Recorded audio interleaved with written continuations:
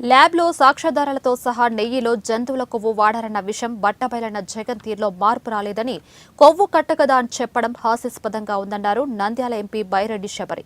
కట్టుకథలు చెప్పడం ఒక జగన్ రెడ్డికే చెల్లిందని విమర్శించారు.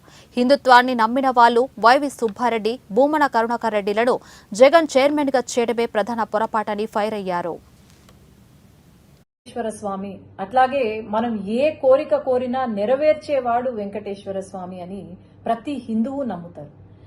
తిరుమల తిరుపతి దేవస్థానం ప్రపంచంలోనే అత్యధిక సంఖ్యలో భక్తులు రావడం జరుగుతుంది. ప్రతిరోజు 30,000 నుండి 40,000 మంది భక్తులు దర్శించుకుంటారు. అట్లాగే అత్యధిక ధనిక దేవాలయం ఏదైనా ఉంది అంటే అది తిరుమల తిరుపతి దేవస్థానం.